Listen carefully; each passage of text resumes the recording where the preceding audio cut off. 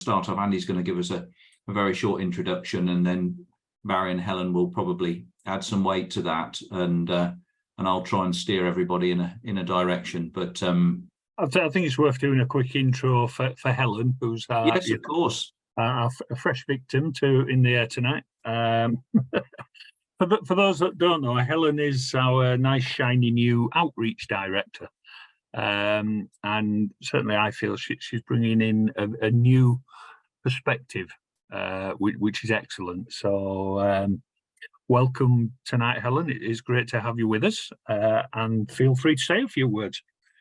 There you go. Oh, I'm now on the spot. I'm looking forward to working with everybody, and we've had lots of conversations over the last few weeks about what outreach for the BMFA could look like, and how we take outreach into the future, and how we engage members, young and old, in the wonderful sport and hobby of model flying. And I think it's great thanks to everybody who's supported that. So tonight is really the start of the thinking about how we can engage new model flyers, promote a STEM education package so that clubs and schools can just pick an activity that would engage and enthuse their pupils, which would introduce them to model flying, and hopefully they in the future would then take it up more seriously. But we have to start somewhere, and we're also looking at how we're going to, if you like, update the websites, and how we're going to make sure that we've got links into YouTube and more social media, and make it more engaging so that we get lots of people looking at the site but engaging with it and using it. Yeah. So that's where we are tonight, I think. Yeah. Right, okay. Yeah, I'm going to share my screen and a very, very short presentation, because I think it's primarily what we want to do is get everybody's ideas rather than doing a death by PowerPoint session tonight. So this is just a few. Some of them are quite random thoughts that we've had. Can everyone see that, by the way? Not at the moment, Andy. All right, I'll tell you what, I'll share my screen first, and then you might see it. So, right, there we go. Is that better? This is technology, mate. You need to go on a course. Me, you see, yeah. Right. Okay. So yes. So we've just titled this "Designing BMFA Trainer Aircraft and STEM Activities for the 21st Century." You'll notice there I haven't said designing a BMFA trainer aircraft, so I've deliberately left that as a plural thing. So we'll sort of talk about what we've sort of our developing aims, and this is very much focus on developing aims there, so that we can chop and change, we can add to these. A little bit about the thoughts that we've had, that we've already briefly discussed on the forum, and we sort of mentioned it a fortnight ago, about a potential trainer design collaboration where we're pulling the expertise that's out there amongst you guys, and perhaps we can all work together and come up with something that meets the aims. And then I'm going to mention a little bit about easy flyers. We were contacted by Matt after the email went out about 2 weeks ago, who's done some excellent work as Matt, and we've been talking to him since. A little bit, very little on STEM, just the sort of things of what we're aiming to achieve. A look at some of the other opportunities and things that we want to provide, because this isn't all about STEM, it's an all ages thing, and then where we go from there. Okay, so aims and objectives. Again, from our discussions, these are just a few of the points we've pulled out. So a complete model flying program. I think the phrase Barry's been using is cradle to the grave, and I think it sums it up quite nicely. So, and it's for all ages. We need to make more use of things like YouTube, We've got a very good social media presence, but it's content that we need in. So, you know, YouTube content is something we're really keen to develop. We need to provide a range of STEM activities off the shelf, you know, so we can say that's an activity, that's everything that you need. We want to pull together, as I've already mentioned, the expertise of you guys out there, you know, and coordinate that effort so it's focused and we're all pulling in the same direction. Provide ready-to-go activity packages. Come on, Matt. Yes. Andy, just a very Yes. quick question. Yeah. John Stuckle asked, what do you mean by STEM? All right, that's science, technology, engineering, and maths. And it's sort of the buzzword in the education world these days. It's where they focus, and whatever we come up with needs to work with the national curriculum. So it's got to have learning outcomes that are recognised by the schools effectively. And go on, Helen. Yeah. So I'd say the STEM part of it takes from the national curriculum objectives for those subjects, but it's about design, build, the collaboration, the how the model is re-evaluated, and you add something or you take something away, then what happens to it? How does it fly? All of those kinds of things. So it's the project, it's the design, the build, the whole project is part of the STEM. Because it's not just learning science or maths in isolation, it's putting all of those subjects together to create something and solve a problem. Yeah, absolutely. And I think the last thing there, you know, to design a range of easy to build aircraft, provide the knowledge and resources to build them. I was mentioning to the team before we started, I think the family unit has often changed these days. You know, if we go back 30, 40 years, people got involved in model aircraft flying because the parent was involved and their parent, and it's a multi-generational thing. For many, I mean, for myself, there was nobody in my family ever involved, and you know, my father wasn't around, so I had to. It wasn't until I turned 30 that I was in a position to get involved, and it was just the fact that I've always been fascinated by aeroplanes that got me involved. And the only way I could afford to do it was model aeroplanes. Couldn't afford a real one, so and that's how it went. So I was starting literally from no knowledge. Not necessarily having the skills either, because it, you know, and I think that's more and more going to be the case. And so we've almost skipped a generation. Not through anybody's fault, it's just the way the world is. So, you know, it may well be now there's kids that want to get involved, but the parents are wary because they have neither the knowledge or the skills to get involved, and they haven't got those skills to pass on. So we need to be providing all that information. We do.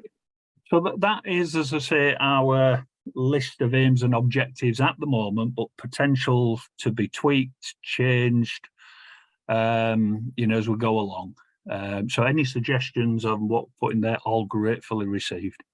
So we're using this as a brainstorming exercise, aren't we? This is the whole start of the process, really, and I think that's important to get that out there. Can I just ask, Martin Dilly points one thing out, Andy, sorry, I'll just pull this out because I think it's quite important. Martin writes, are we to assume we're designing an RC trainer? An electric power control line trainer would open at far more sites such as school playing fields and even playgrounds, as well as being less expensive. So, I think it is partially covered on the next slide. Yeah. I think we should assume that we don't assume anything. Is the first answer to that. He may have a point in opening up the extra flying sites. We've also got to consider the level of attraction for the new blood out there. You know, and realistically, whether we like it or not, I think that's probably RC flying rather than control line flying. Having said that, we do both. You know, there's no reason why an RC control line trainer can't be developed alongside whatever we develop for RC. Same for free flight. We've got to, you know, this isn't going to be a single string bow. It's going to be a multi-string bow, and we need to provide something for everybody, whatever their interest is. And whatever their current level is as well. Or disability, yeah. Yeah, exactly, yeah. So hopefully that answers that one satisfactorily. So moving on to the next slide, talking about the sort of trainer design, and this is just based on, I think this has come out of the success of our recent sessions on 3D printing and modern design and construction techniques, and how well it seems to have been received out there by you guys.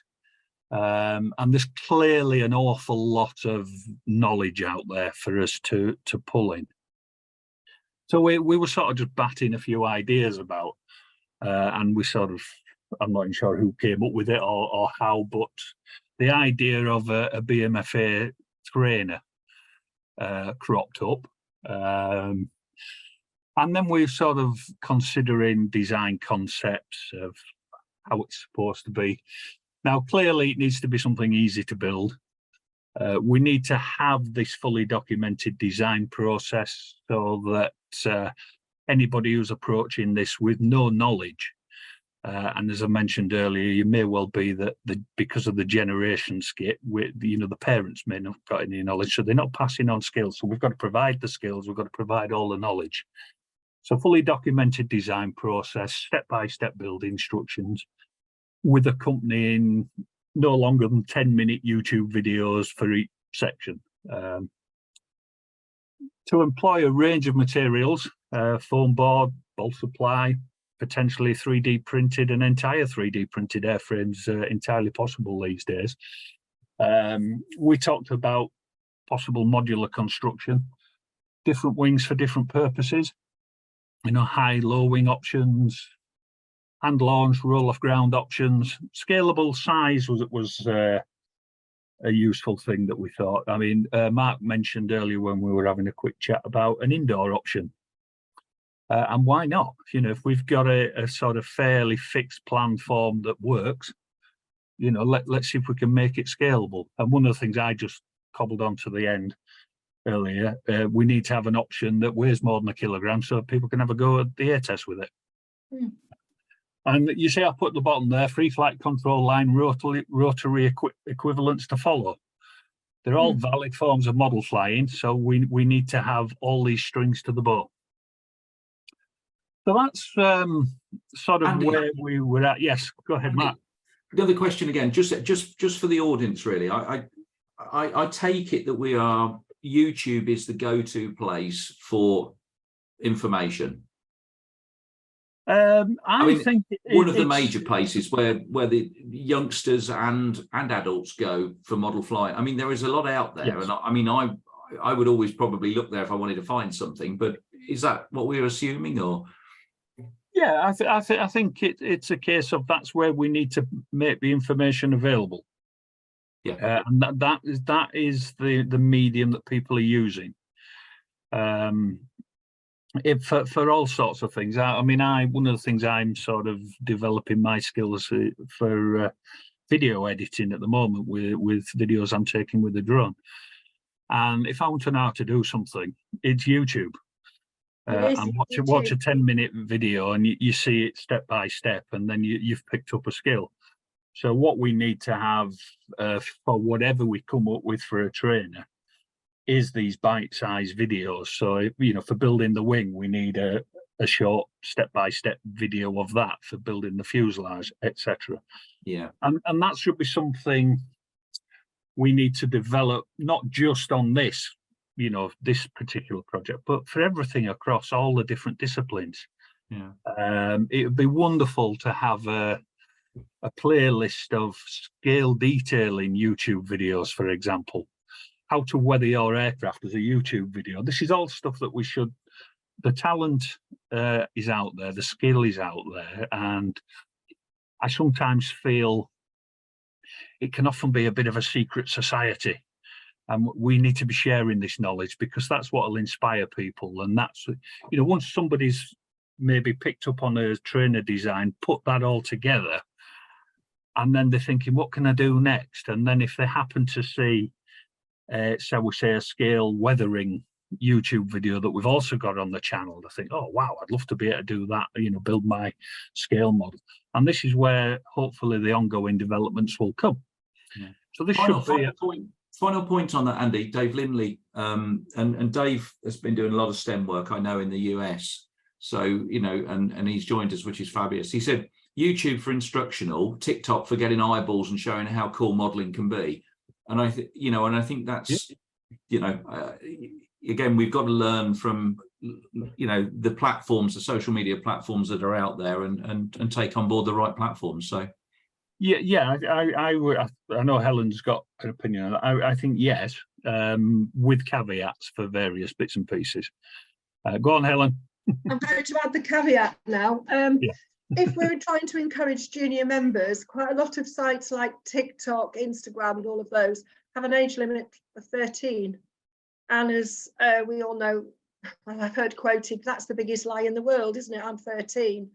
And so we've got to be careful, because as a national organisation, we can't be seen to be promoting social media sites to under 13s now. And also, who knows where those things lead.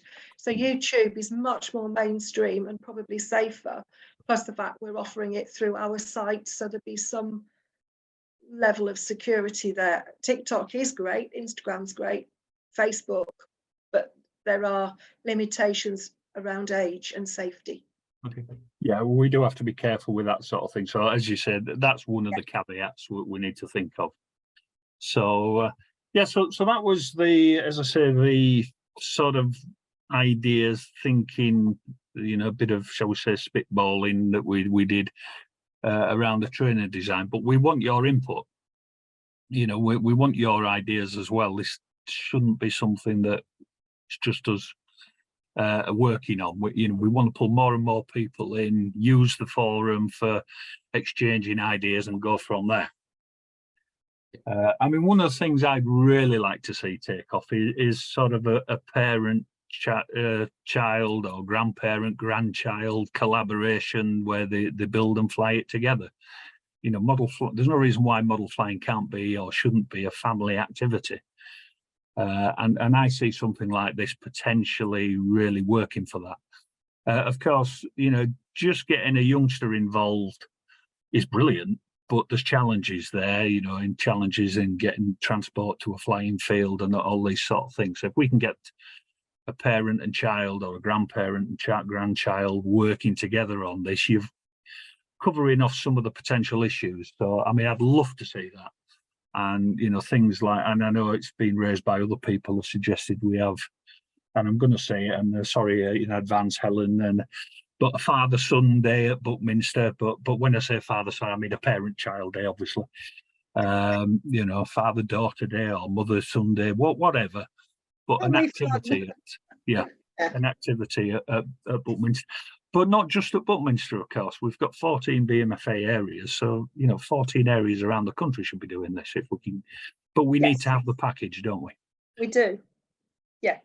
So we'd been discussing, along with somebody on the forum, this sort of trainer collaboration idea.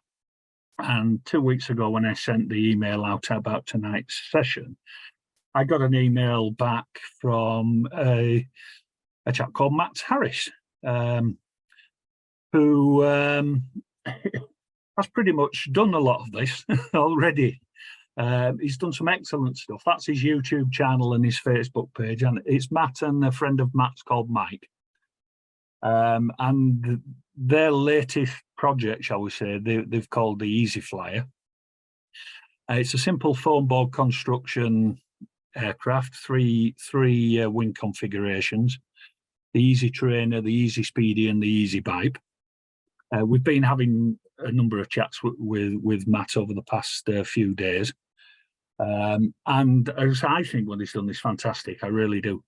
And hopefully we can perhaps work with Matt on developing things further on this. So that's an ongoing thing. But just to give you an idea of what Matt's done, as I said, do check out his YouTube channel and give him a subscribe, because it's excellent stuff. This is the Easy Trainer, a foam board construction. everything you need, excluding the radio. We're talking what, £25–30. I think I know Matt's watching in, so he could perhaps confirm in the chat box there. But £25–30 for everything you need apart from the radio to get something that flies. And the videos we've seen so far, it looks to fly great. So we're looking at perhaps working with Matt on this one as one of the strings to the bow. Matt's confirmed £30–40 whole airframe and electrics minus radio and battery. That's brilliant. I mean, and I think the other thing was a couple of hours build, was it, Matt? So it's something that it's quite easily done in a day, potentially, put it all together and have it ready to fly. I think it's a fantastic concept, I really do. And then just a quick look at some of the other the wing designs. That's the, sorry, it's a bit quick there. That's the Easy Speedy swept back wing. So, it looks faster than it sat on this bench. But again, I think it's the same fuselage, the same equipment, just a different wing. And then there's a biplane version as well. So it's excellent. It really is. I can't speak highly enough of it. And hopefully we'll be working with Matt as we go forward. And this is potential one of those strings to this bow that we're working on. Having said that, I still feel we should be collaborating on another trainer design as well. So we've got options for people. We want to cover as many bases as possible. So moving on from that, quick chat about the STEM activities. I know Helen and the Chief Exec have been chatting with the CAA STEM team. There's potential for link-ups there. And we had a meeting a couple of weeks ago, and we sort of set ourselves a challenge to come up with 2 activities per key stage. So key stage 1 there, 5 to 7 year olds. Key stage 2 is 7 to 11 year olds, and key stage 3 is 11 to 14 years. Now, a lot of you out there will be doing this already, but we need to coordinate the efforts a bit better. And thankfully we've been offered a chap in a local club to me has designed a chuck glider, and they've been using that, and it's working really, really well, and is allowing us to use that. But if you're doing something at a school, we want to know what you're doing. And we want to design. I put their teacher packs, so we can have something on the website with everything that they need.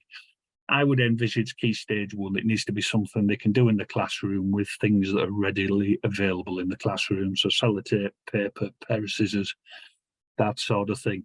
But it has to have a recognisable learning outcome that fits in with the school's STEM needs. So if we've got any teachers out there, people involved in delivering the national curriculum, we want to pull in your expertise as well and your guidance to make sure that what we provide meets the requirements. There's no point us coming up with something wonderful activities that just don't meet the requirements of the current STEM needs for schools. So this is again, it's another string to this bow. Moving on from that, there's other opportunities as well that we want to grab and take advantage of and provide a solution for. So I've just put a couple down there. Duke of Edinburgh Awards, we perhaps need to be looking, seeing what we can do that fits in for the gold, silver and bronze Duke of Edinburgh Awards. Scouts, I think Scouts do have aviation badges and potentially aeromodelling badges, but we need to have something that's ready almost off the shelf, and that we're providing all the information, so potentially any Scout group can pick all the information that they need and deliver it themselves.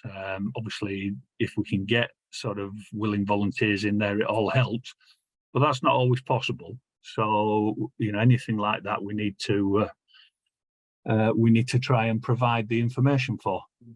And there may well be other opportunities there that we haven't considered. As I said, this is almost random thoughts put into a very quick PowerPoint presentation. So where do we go from there? What's next? Couple of points that have just come out just in questions. I know Barry's answered one of them. And I know you've been looking at flight tests. They've got a STEM program and some models and that. What do you, are we trying to reinvent the wheel, or are we, I mean, I'm just putting it out there. So I don't know the answer to this one. This is well, I know the answer to that. It's pointless reinventing the wheel, but there's no point. There's no problem in adapting the wheel for better purposes, shall we say, or grabbing extra wheels. You know, there's no reason why we need just to have a 4-wheeled vehicle. Why not have a 6 or an 8-wheeled vehicle? That's my personal feelings, and you know, yes. and I can see some nodding heads on the screens there. So hopefully, you know, and this is what we need. We need to pull everybody in on this because we've got a talent pool out there which is immense, and you know, I don't think we're making the most advantage of it. And let's see if we can really come up with a program that does that.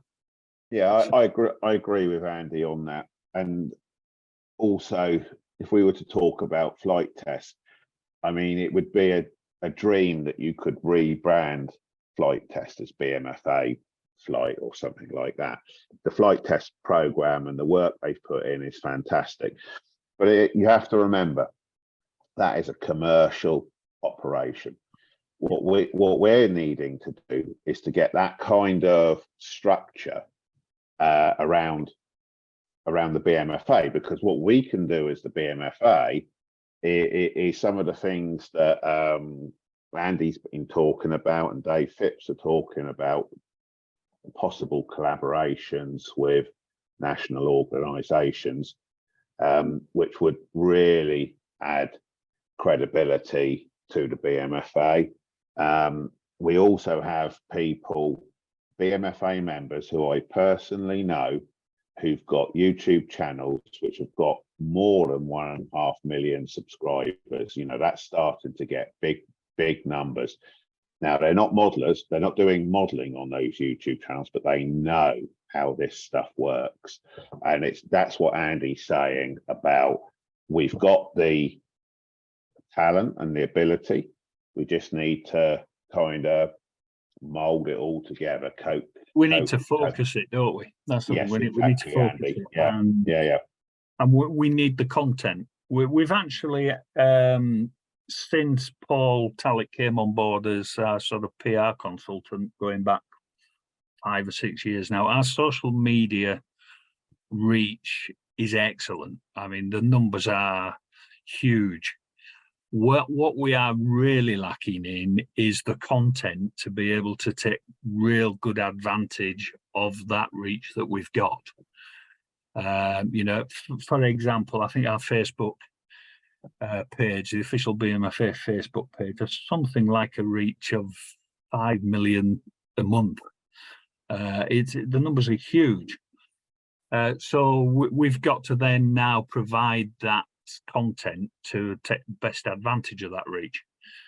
So the start of this journey then is this trainer model, adaptable model. That's what we're trying to achieve from this. I'm being the protagonist tonight. I'm just trying to get it out there so that people understand. There's a lot of comments coming in about what we should and shouldn't be doing. I think that's for a different day. I think what we're trying to say is here, I feel we're focusing in on a project that we want to try and adapt and move forward. Am I being correct here, or? Yeah, I think you are. What we need to have before we can drive this forward is a package to offer. Right. And that the step one is develop that package. And I'm not suggesting it's just a single aircraft or a single airframe. It should be a range. But until you've got the package, you can't offer it to people. Yeah. And this is where the stage we're at, is really developing the package so we can then start, you know, model flying is cool, you know, and I think kids like the idea of controlling things, whatever it is they're controlling. They like a controller in the hand, whether it's controlling something on a video screen or something in the real world. But this isn't just for kids, though, because I mean, at the start of this, we said this is for all ages. but it's aimed at those either coming into the hobby or refreshing the hobby. That, you know, and I say I use the hobby in a term. It's a sport as well, and it's a pastime. We know we've got all of this terminology. I'm the sporting director, so you know I know the difference in terminologies here. But I think this is important that we don't oversell it or undersell it. It's got to be the right. Is that what we're saying here? Yeah, it's got to be there, something for everybody. I'm going to speak as a rapidly approaching middle-aged man here, but middle-aged men like gadgets, don't we? Ultimately, you know, I challenge any middle-aged man out there to say he doesn't like a good old gadget. Well, I can't speak from the perspective of women, Helen. I can only speak from my perspective. But yeah, men like gadgets, and I'm sure a lot of women do too.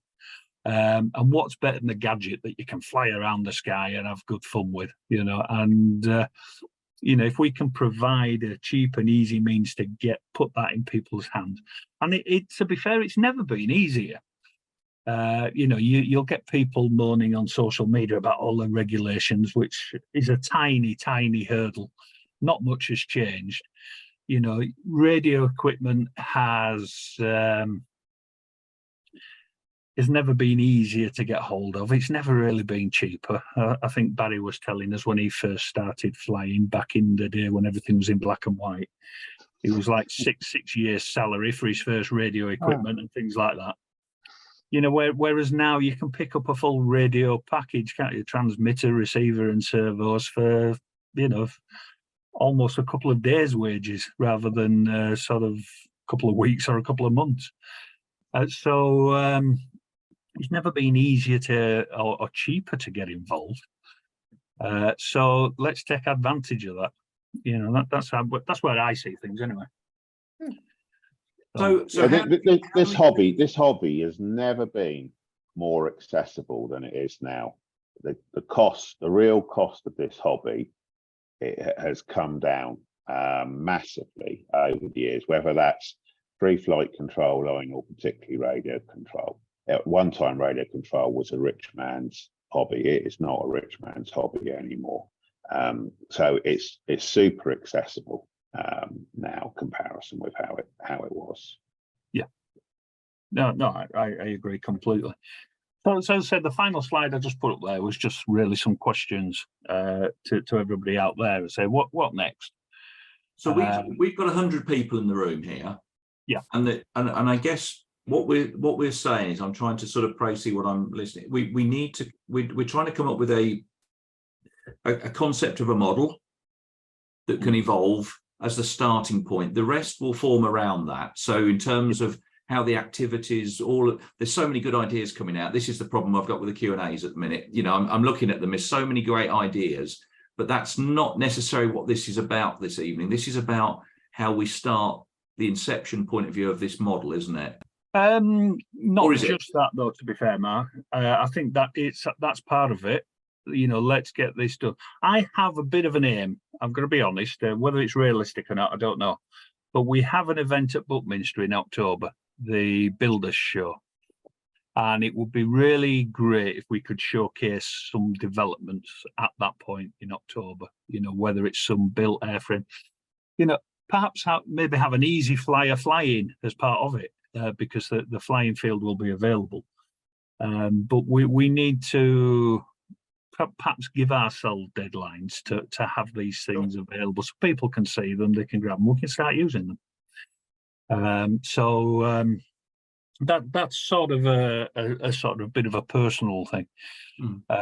But you know, I think it's achievable if there's enough people out there want to help us with this and are keen. And looking at some of the comments there, the majority are very positive, and you know, if you're willing to help us, we can really drive this forward. But it is going to need a group of dedicated people to drive this forward. You know, with the skills, and we know the skills are out there. So you know, let's pull it all together. So one of them is, yes, design a trainer. You know, we've moved forward working with Matt because what he's got there is excellent. As I say, we've already said about not reinventing the wheel. let's see if we can drive that forward for both Matt and ourselves. But I know Matt's really keen to get new blood involved, so let's help Matt do that. But also the idea about tonight is to get ideas from everybody else. You know, pull those, and if you've got something, if you're doing something in a local school or a local youth group, and the kids have got big smiles on their faces while they're doing it, we want to know about it. We want to know exactly what you're doing and what's making the kids smile, because ultimately putting smiles on faces is what will drive membership going forward, which is something we also need to be doing. Yeah. Very much so. I'm going to stop sharing there now.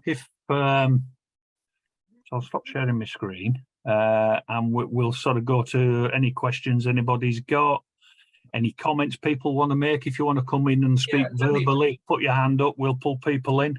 Let me go through a few questions while we're Jim Wright.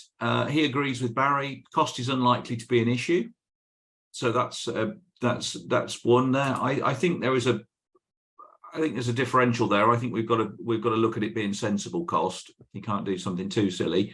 Mark Aris, I will be Barry E2K in his sites. But that was a question that I asked. Forum, okay, we'll get off that one. Peter Becker, I noticed that half of the FAA national teams are women, and they win. Need to be more inclusive of young women.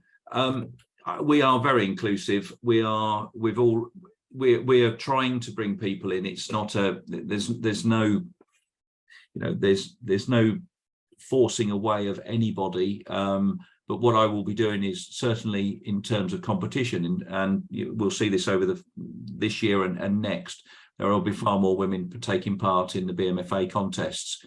So, we are driving that forward. So that just answers that. I think before that can happen, and as I say, that when it comes to the contest side of things, we are talking about the elite.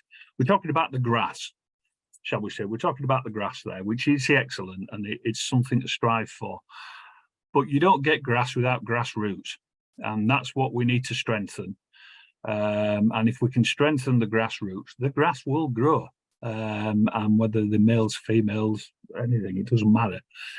So if we can strengthen the grassroots, we will get the grass. We will get more people interested in competition, and we'll get those elite flyers as well, which are all hugely valuable to what we do. Yeah.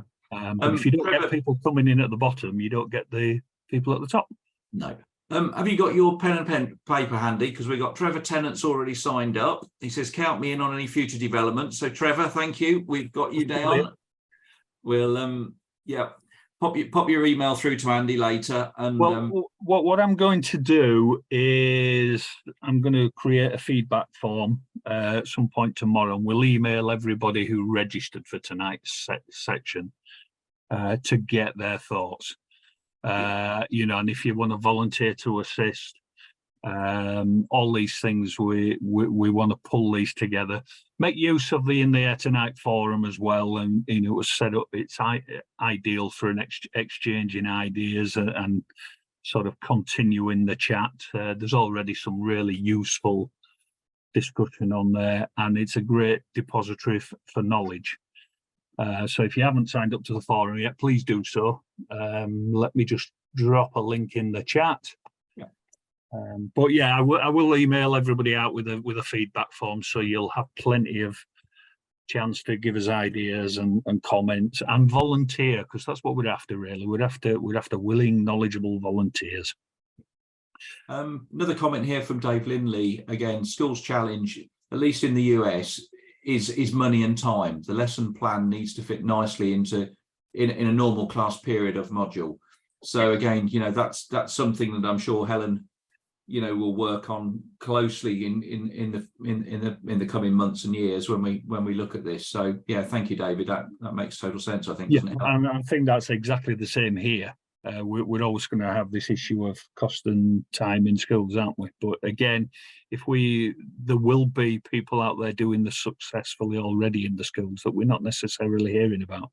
Yeah. And I'm sure we've got some teachers online tonight listening in. Yeah.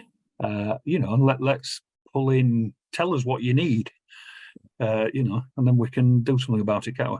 Go on, Yeah. Helen, you were. It's an interesting comment from Matthew Dawson here. You know, will the BMFA be contacting schools that are genuinely interested in STEM stuff and then getting them in touch with local clubs and demo flights, etc.? I think the answer to that will be yes, but I think we haven't got the program in place to be able to, and that's what we're saying this evening, that this is the inception, this is the start of it. Yeah, we're a little bit behind the curve. Yeah, we need the package to be able to offer the package. So we've got to design it first, but we've got to make sure we're going down the right road as well with the package. So that's where we do need some sort of feedback from teachers and people involved in delivering the national curriculum. But it's not just about schools. It's about, you know, Fred and his grandson, or Fred and his granddaughter, or Mavis and her grandson, or whatever, doing this together, getting that family thing going at the club fields and that. Helen, you were going to come in.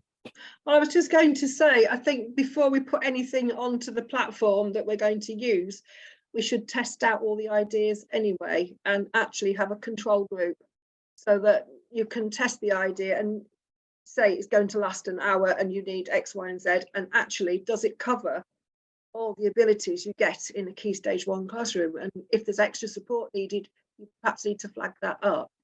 But I think schools, it's more of the STEM for the schools is more the project and the collaboration activities, and just putting together that kind of a project, I think, will be incredible and will cover lots of objectives individually in each of the curricula. Dave Phipps, our chief exec, has put a comment in the chat there, which I think is very pertinent.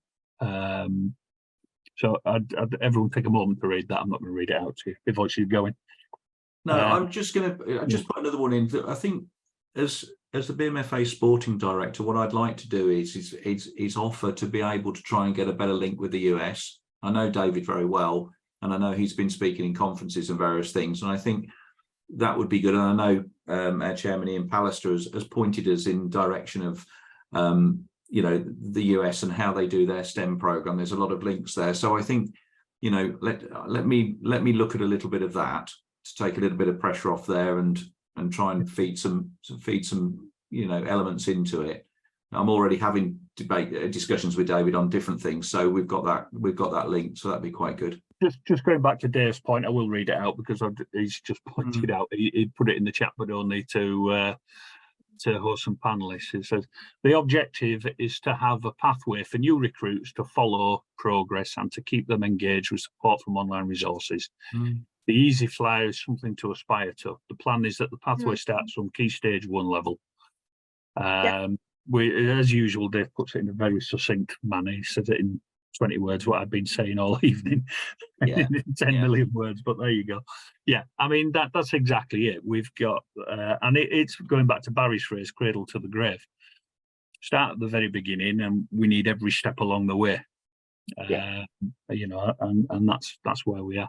Dave's also put in there, we've got very good relations with the AMA, so, you know, let's get that cooperation, you know.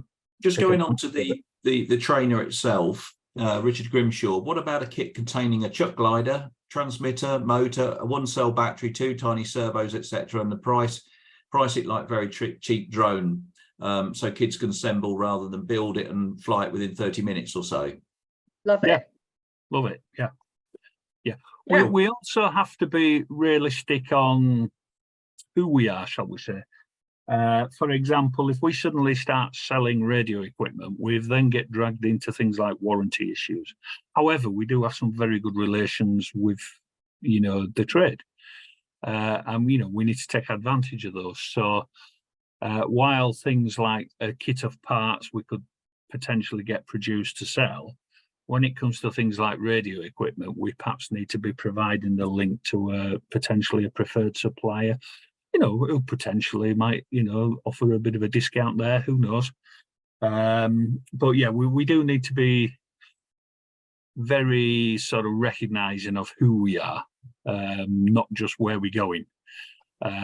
Because, you know, one thing we don't want to be getting involved in is, say, warranty issues for radio equipment, things like that. So, you know, that's a bit of a caveat to that. But yes, Peter Becker, indoor flying is a cheap training ground for learning to fly, including RC. Yeah.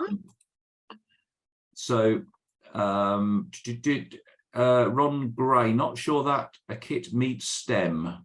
Helen, do you want to come in on that one? I think that the kit doesn't necessarily have to meet STEM objectives per se, because if you're building that kit and following the instructions and measuring and cutting and designing the sort of the bits that after you've built your kit and looking and modifying how it flies, that is also part of STEM. But in order to attract schools, universities, colleges, because they're into STEM, we need to have a STEM offer. And certainly up to GCSE level. So I wouldn't say it's two separate parts because they are interlinked, but the model is the sort of development of the model, the beginnings of the trainer, I think comes from the beginnings of the STEM activities in schools and leads on to the interest there through the clubs, through the families, through different groups and activities and ideas that way round. I think we need to emphasise again, it's not just all about STEM. No. STEM is one of the strings to the bow. We're talking about family activity and activity for anybody to get along, no matter what age they are. It might be somebody who's just retired and is looking for a new pastime. I think that's, Andy, I have to say, I think that's a huge audience, and it's something for possibly another day, but I feel there's a huge audience there. It's, so it's both ends of the spectrum. Yeah. I think, Mark, one thing I'd like to say, I'm probably going to take a couple of minutes now, if you don't mind. The audience for aero modelling is very big. So we can talk about like U3A, which I know you're quite keen on, and that's good. But it's also equally a great audience actually in younger people. You just have to catch them, and there's a lot of young people, And what I really want to say passionately is practically everything that I've been able to achieve in my professional career has been off the back of aero modelling. I'm a manufacturing consultant. Tomorrow morning, I'm going to be down at a company with over 3,000 people. They asked me once, "Where did you learn all this stuff, Barry?" I said, "I learned most of it from aero modelling," and that's the God honest truth. So the opportunities, and this is why I'm pretty keen on this, the opportunities that people can gain from a keen interest in aero modelling is massive. Some of the world's greatest people, one of the person that I really admire the most is Neil Armstrong, passed away now. He was a keen aero modeler. I've read his biography and it mentions flying the control line speed models and the models coming off the lines and learning about all that sort of stuff. Other astronauts were also aero modelers and industrial figures and designers. No surprise that Sidney Cam from Hawker Aircraft, he was an aero modeler. I'm pretty sure that we had a picture of him in the Buckminster 100-year anniversary display. I'm pretty sure it was there. So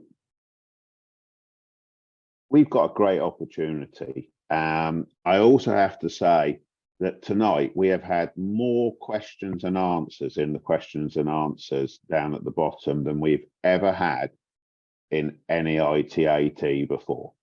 So that shows that you guys and ladies are also engaged. Some people have talked about sort of health and safety and those kind of things. The BMFA are very good at being aware of those things, and if we do the thing at Buckminster, Andy and Manny, they will take care of all of that. You do not have to worry about that kind of thing. They are professional. These guys, Andy and Manny and Dave Phipps, they're paid by the BMFA to overview these kind of things. So we don't need to worry about that. They'll have all of that covered. I think that's probably what I wanted to say, Mark. No, thank you, Barry. I think, you know, the word volunteer at the end, it's important. We need volunteers, and Phil Davis is he a few moments ago he came on and said he's very happy to volunteer. You know, so again, another name there. You know, we'll have a Q&A box, we'll have some, you know, we need to get volunteers. So many of us are volunteers, and we do it for the love and the passion of the sport, hobby, pastime, whatever you want to call it. I'm not fussed about that.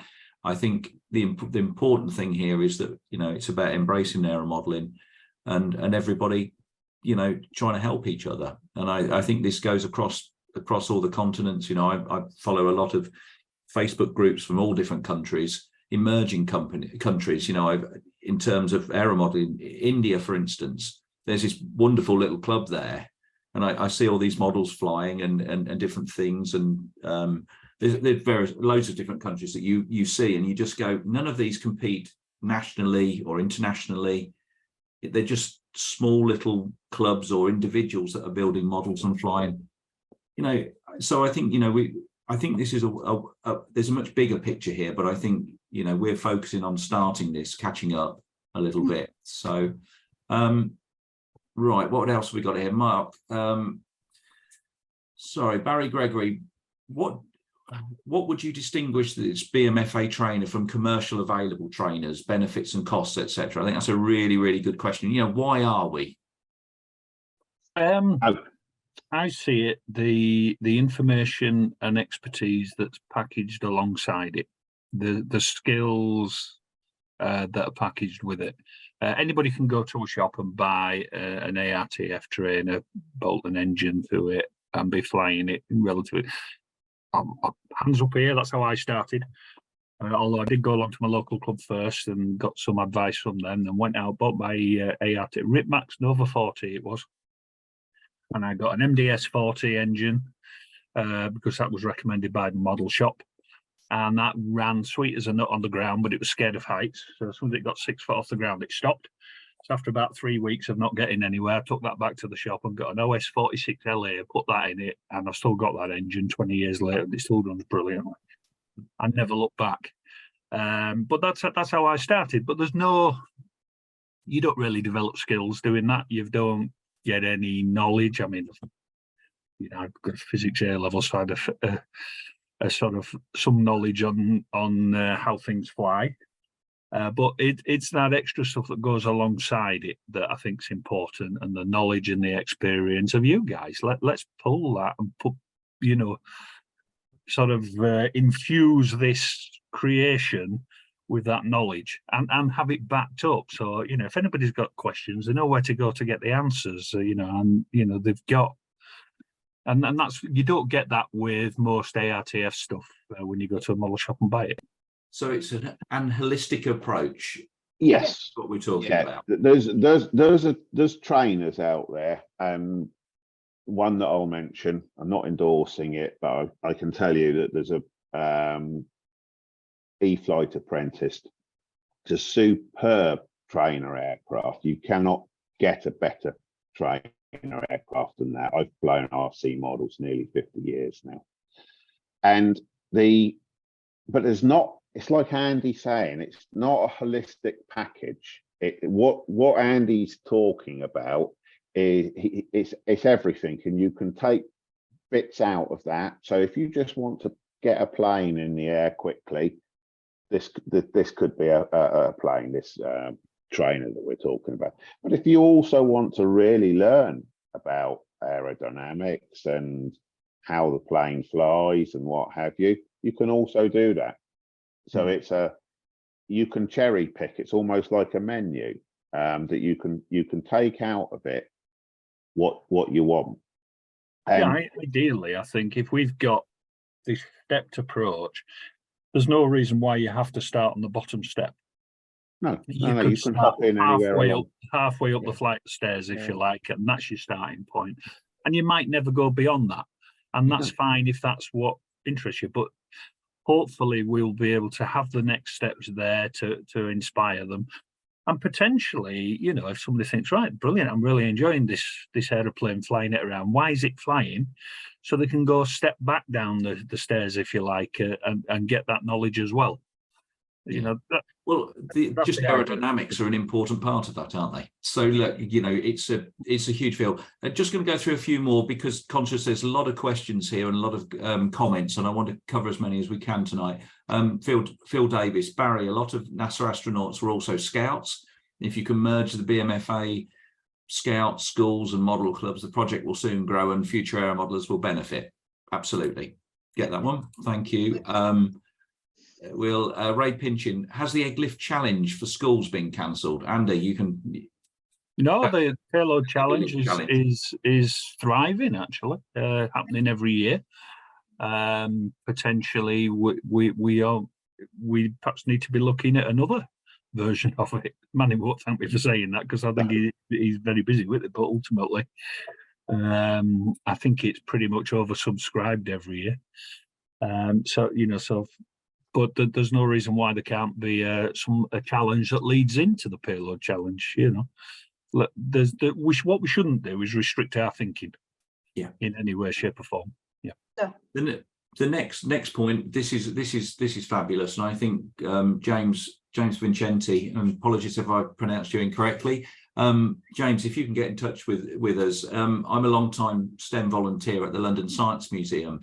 We are well set up for classroom activities and would be ideal to do any testing. Well, there we go, guys. So brilliant. We need that indoor model though for the. But also, James, have they got something that they're doing already that's, you know, potentially fits in with what we're looking? Because we're quite happy, as I say, you know, we don't want to be reinventing the wheel. If there's somebody out there doing something or delivering something that really works, let's hear about it so we can, you know, spread the word and get more people going out there and delivering that activity. And Andy, adopt and adapt. Sorry, Helen, you carry on, Helen. Sorry. So I'm just saying, adopt and adapt. Yep, I like that phrase. That's another one to go with. So Andy, your comments about parents and children, etc.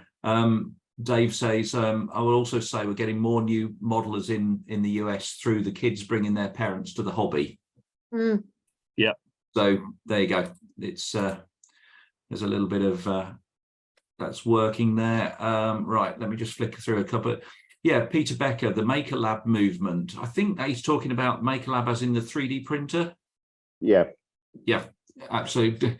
Either that or was going to be really stupid then. It's a ready platform for the already tech interested. So again, I think this is part and parcel of one of the reasons why we want to try and pull something together is that we can introduce 3D side of it. I saw some questions earlier about Fusion 360. You know, a lot of this has come off the back of these small sessions that we ran, you know, over the last month or two.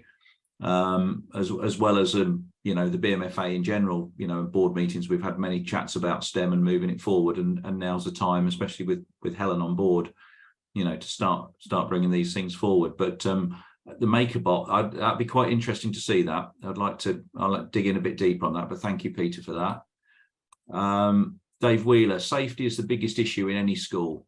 Push a prop, much safer, for example. Clearly, safety is going to be a major issue to do with STEM. I guess we've just got to go through that process of risk assessments and trying to work out what the best process is. But feel free to add, Helen. Yeah. Well, we offer the activity, and then it is up to the teacher to do the individual risk assessment. We're not going to provide scalpels to 5-year-olds, but I do know primary schools do use craft knives in the older key stages. I've also been in technology lessons where we've given hammers and nails to 4-year-olds. So you do the risk assessment based on, you can say what the safety aspects are and things to look out for, use of scissors, knives, etc. But at the end of the day, the teacher or the adult leading it is in charge of the group and knows the composition of that group and how that group is likely to respond. Because let's face it, groups do respond differently and have different characters, shall we say, in them. So safety is very important. I think we give pointers as to safety around the tools and the use, but ultimately the things we're going to suggest are generally safe, but it's the teacher or the adult leading the responsibility to ensure that those things are looked at and the risk assessment in their view is complete. It doesn't have to be written. Yeah, I think for certainly for the initial key stages, whatever activities we come up with is probably going to only be involved in what they've already got access to in the class anyway, isn't it? Yes. You know, with a defined learning outcome. It's only when you get to the later stages where, you know, potentially they're needing extra resources, you know, from that. But you know, they're potentially available. You know, and you know, I've ran dart building classes, you know, for sort of 12 to 14-year-olds, and we've not managed to lose any fingers or get them sticking their fingers to the foreheads or anything yet. You know, but as long as they've got the correct supervision for these things, they're good to go, really. So. Yeah, it has to be said that the sort of risk reward ratio of educational aero modelling is massively in favour of the activity. You know, there are very small risks there, but the reward profile is very high. Yeah. No, I think as of a certain age, when we were at school, we were working on Myford lathes, and you know, we were working wood turning. We were using tools that are not seen in school anymore.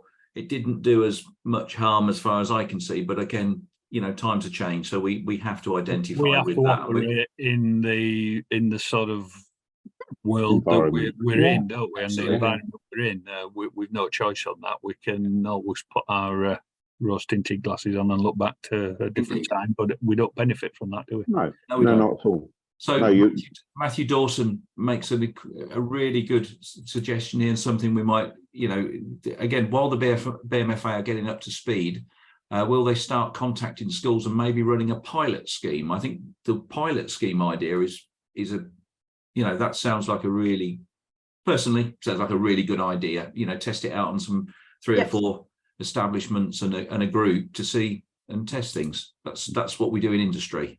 You know, yeah, I mean, we do have links in, for example, at Buckminster, there's the Buckminster School round the corner. They've been down to Buckminster on a couple of occasions for doing some activities. So certainly for the early key stage activities, you know, it's to be hoped that we've got our test bed there. But equally, we don't want everything to be focused at Buckminster. You know, we are a national association, and we perhaps need all the 13 BMFA geographical areas to be, you know, also testing these things out. Yeah, and we need to be, you know, any clubs that are getting involved with youth groups and things. You know, we need to have the resources available, sort of STEM in a box, whatever we want to call it. But we need to have these things done and tested. And we test them in a number of different places, see what works, see what doesn't, and we develop it, and we continue to develop it. You know, and then we're good to go, I think. Yeah. Another one very quickly here from James again. Apart from he sent you an email, Helen, so you've got his email address now. Fantastic. But he believes that in Hungary have now got an aero modelling onto their school curriculum, which I think is quite enlightening. Might be a good idea to engage with Hungary's education department for their experience. Well, that sounds really good. We'll have a look into that one. That's thank you, James. Yeah, there is I believe CM have an education group anyway. And we do have somebody who sits on the education committee, so you know, we're in touch with the various, you know, bodies. It's just a case of perhaps you know, we need to take more advantage of the contacts that we've got, you know, to come up with what we're doing. But ultimately, you know, this is where the next generation of model flyers are going to come from. Yes. And that's what we want, isn't it? We want the next generation to be involved and we want people to carry on doing what we all love doing as well, because we know the benefit from it. You could say it's where the next generation of astronauts are going to come from. Yeah, exactly. Or F1, Mr. Senna, of course, Yeah. as we know. Yeah. I remember Yeah. meeting Ayrton Senna at Sandown. He had it was just before he went to McLaren. There was about 20 of us around talking to him. He was very, very friendly, helpful guy. A little bit shy, but yeah. And then those of us who've got a bit of an artistic background, of course, David Bowie, of course. Oh, wow. So David Bowie used to fly model aircraft. So there you go. Let's throw that in. Anyway, let's go through a few more. Yeah, So I'm just losing a few people in the room now. So because we've gone past the witching hour. So Peter Becker, we no longer have flight instructors with buddy boxes. With the learner mode in RC, it will fly itself if you take your hands off the controls and circle at altitude. Andy, leave that one with you to answer. The technology is available to do that. I ain't entirely sure it's the best way of learning, but that's my own personal opinion. I think, and the other aspect, of course, we've got to consider with these sort of things is we need to comply with things like our Article 16 authorization. Yeah. Anybody who's doing this in a school would have to be closely supervised, or they've got to go out there and get their own flyer ID sorted or their own competence. But if we've got them closely supervised by somebody with their own flyer ID, we've got it covered. So these things are all things that have to be considered. I did mention earlier that the regulations are only a tiny hurdle to participation, but they are still there, and we have to make sure everything is done not just safely but lawfully. So these are all considerations, but I think that's easily dealt with. So while we're on name dropping, John Minchell drops in. Richard Branson was an aero modeler. There you go. Yeah. Look at that. I'm going to save the chairman's comment for the end, because I think that's very, very, very important. I'm just going to cover a couple more, because like I say, we're just losing the room a little bit now. What we got, Dave Wheeler, the safety of the flight aspect of the activity is the main concern from a teacher's point of view. We can manage the build aspect. We would benefit from help with risk assessments for flight testing, plus would keeping it under 250 grams be a benefit to avoid CAA registration. Yep. Can't put any more comments. Sorry, I was reading something. It's all right. I was looking at my expert in the top left-hand corner here, Mr. Simon. So he was asleep there for a moment. What was the question again? Sorry. Oh, should we keep it under 250 grams to help? I guess is to do with CAA, but no, we do both. Again, we shouldn't restrict our thinking, and we shouldn't restrict our aims on this. I've mentioned in the slide that we should specifically have an over 1 kilogram aircraft, so people can move it onto the to the air test. So it depends what it is they're doing. But whatever we design, we need to be aware of the regulations. There's no point designing something at 260 grams. If it's anything that can be done under 250 grams, of course we will, but we shouldn't restrict ourselves to that. No, absolutely. Right, last couple of comments. Beyond David says beyond scope, but get high schools to design the parts for primary schools to build and help build into school working. I think that's I think that's a good idea. I mean, we go further and say, well, try to get some industry to assist as well. Send out some components to get. If we could partner with small aspects of industry that. You can send the files and they can produce them and send them back. The options are, that's process, isn't it? That's process and manufacturing. So again, that might be another thing that could come out of it, but a great comment there. Right. From Dave Limley from the US. Dave, thank you very much. He says that the National Free Flights Society stands ready to work with the BMFA to help develop STEM programming. So thank you, David. We will certainly take you up on that. I was just wondering what an FFS was. Right. American group. Yeah, no, absolutely. And I'm gonna end on this last comment and then let everybody, if I let Barry, Helen and Andy then just sort of wrap up the session. But Ian Pallister, our chairman, thank you all for your comments. This is a huge topic and we don't underestimate the task. I see there being two distinct elements of BMFA responsibility. One is our remit as the national body to promote error modelling through STEM. It's just moved, sorry, for the benefit of the UK PLC, but the road is littered with STEM packages that have failed to take off. Success is totally dependent on the enthusiasm and engagement of teacher, scout, cadet leadership, which in my experience is sporadic. Our second responsibility is to grow participation and sustain the BMFA membership. The conundrum is that provision of packages has to be accompanied by accessibility to flying sites and clubs. It needs buy-in from more clubs to embrace and welcome juniors and absolute beginners. Many already do it very well, but we can do better. Yeah, I think, yeah. Can't argue with any of that, can you? Argue it? No. I'm going to close the Q&A box down. I think we're 15 minutes past the hour. Barry, I'm going to do this anti-clockwise. I've got Barry, then Helen, then Andy, and then I will shut up, and then yeah. Okay. I think we can see there's great interest tonight. We've had the most questions and answers that we've ever had. I thank everyone for that. There's a lot of good information there that we're going to pull up. I would say that the responsibility's on us. We know what the challenges are. The gains and rewards are massive if we get it right. Helen.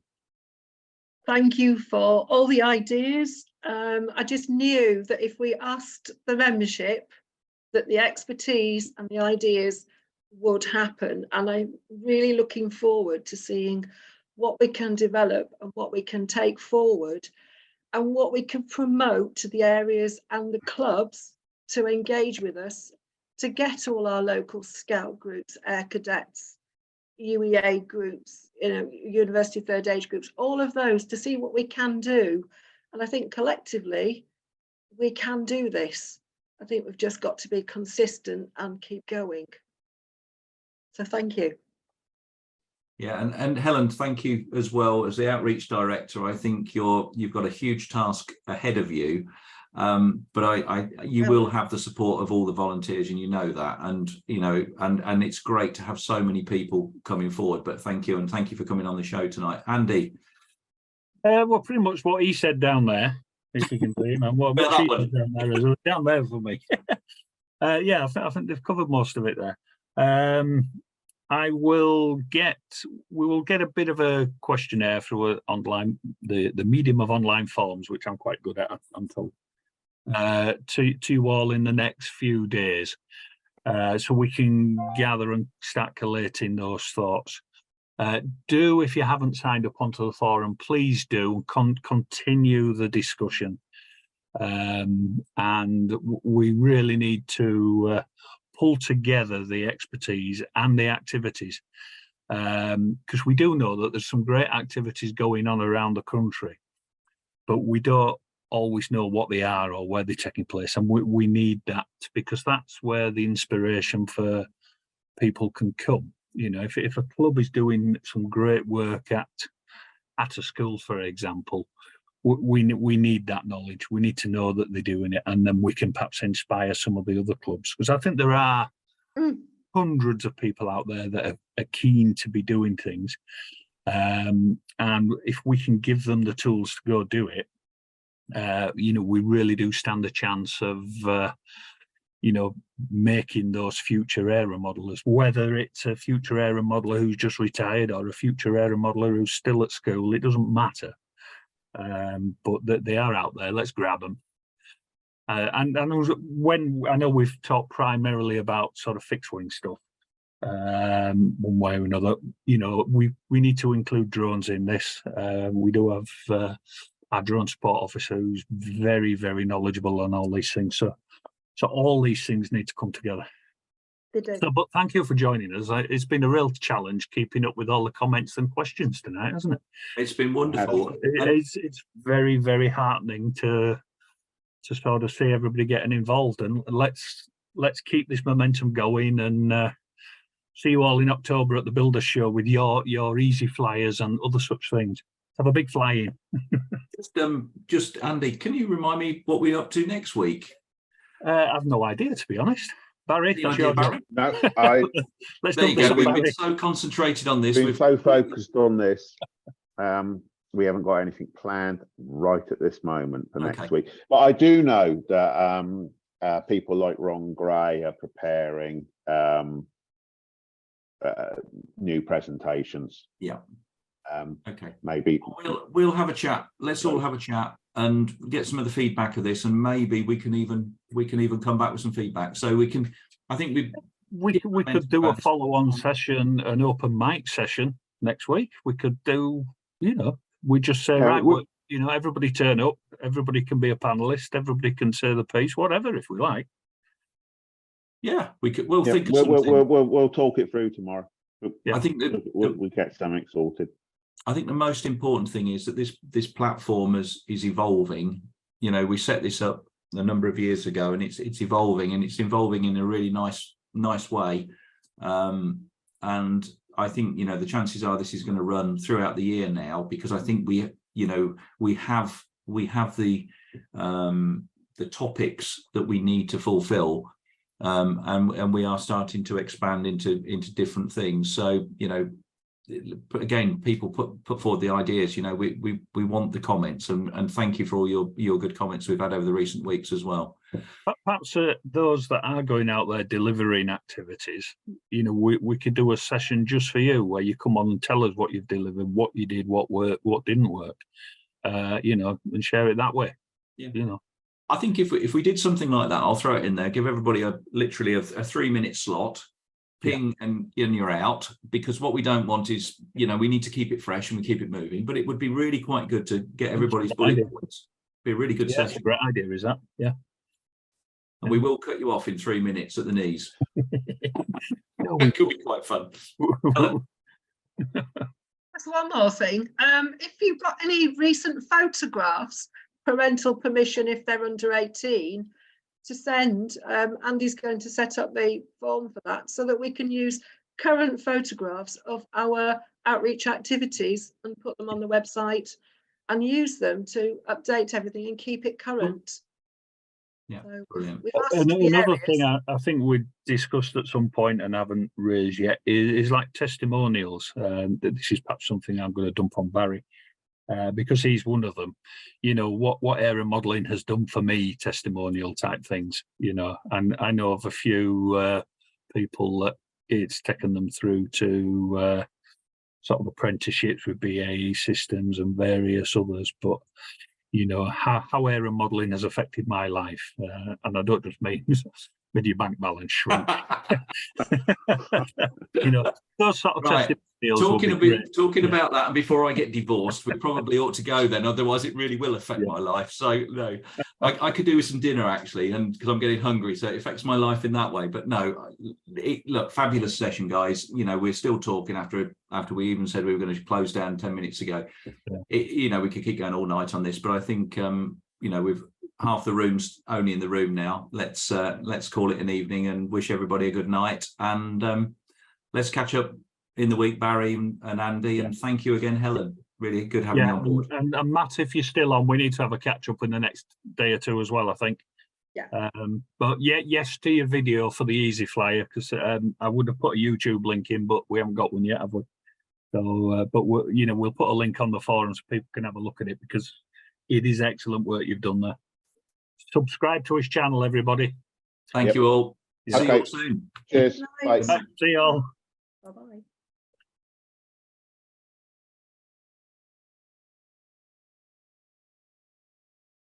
Oh dear, my voice is going. Yeah. Well, that went quite well, Andy, didn't it? Yeah. I think it's great that there seems to be so much